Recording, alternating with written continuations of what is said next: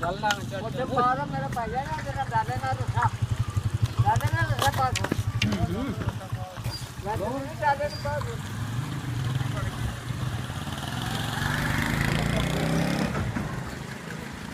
बाबू आजा गांव ले लिया बेटी बन के बाद मुझे भेजो आजा पास नहीं आया हाथ में आजा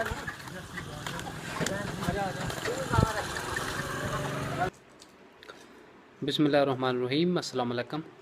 वेलकम टू अनदर व्लॉग। उम्मीद है तुम सारे ठीक ठाक हो वधिया अल्लाह का शुक्र है मैं भी ठीक ठाक हाँ। अल्लाह का नाम लैके आज की वीडियो करने शुरू। अच्छा जी गां अज एक दिती है तो उन्होंने जड़ा ना गड्डी ते चढ़ाया तो बड़ी मुश्किल ना जड़ा ना गड्डी ते चढ़ी तो आओ देखने गां दे चढ़ी जे क्यों जदू सुई उदू कन्न नहीं देनी है मेरी ऐसा भी कहता है मेरी मैं नहीं देनी ऐसे जे गया को किथे ओथे नानके दिती क्यों जे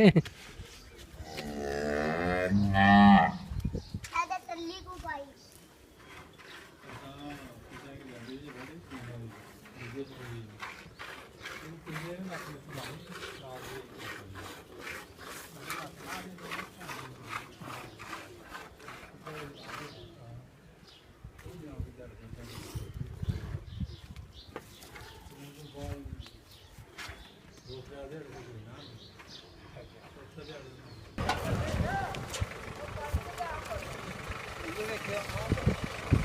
जान दे सो और पिछले और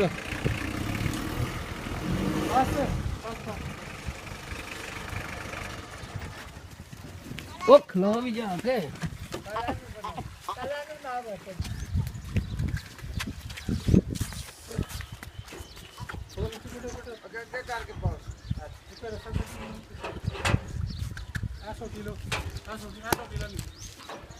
नहीं साजी हाँ जी रखो खिंचिया टैट होता जाए नेड़े जाता जाए कमाल कट लो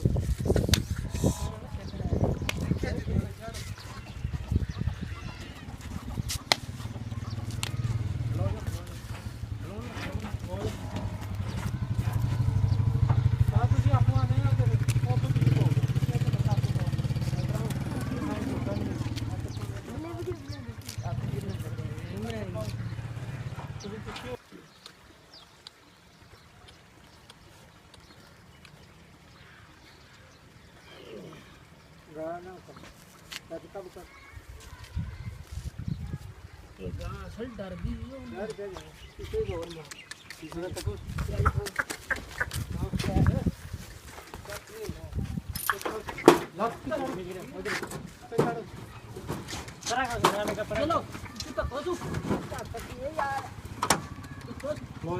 मिनट खड़ा करो चलो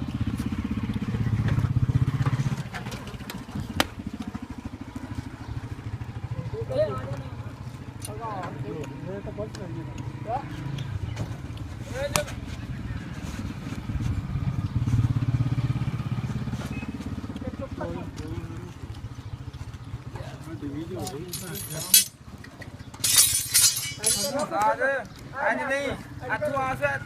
थोड़ा जब उतना पासा मार से आस पास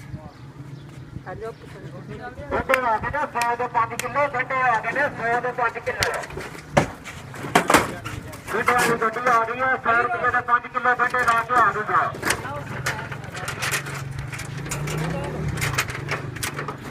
घंटे आ गए ना 105 किलो घंटे आ गए ना 105 किलो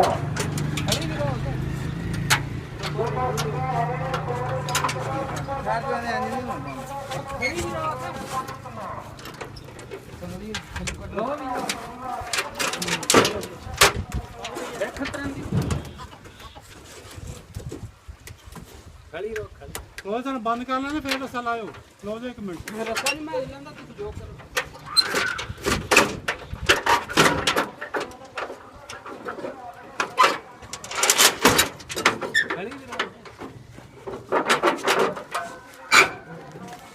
सरिया के लिए सरिया फाइन हो गया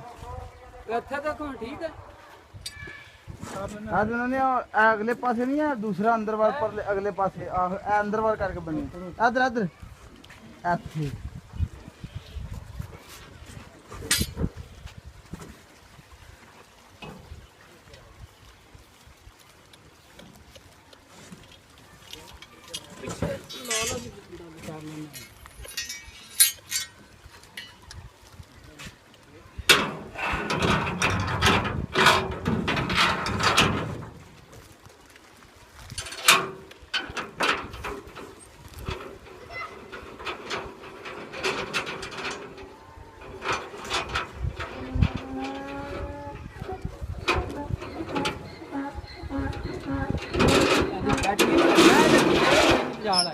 ਮੈਂ ਹਾਲੀ ਬੈਠੀ ਨਹੀਂ ਜੇ ਬਹਿ ਲਈ ਫੇਰ ਨਹੀਂ ਉੱਠਣਾ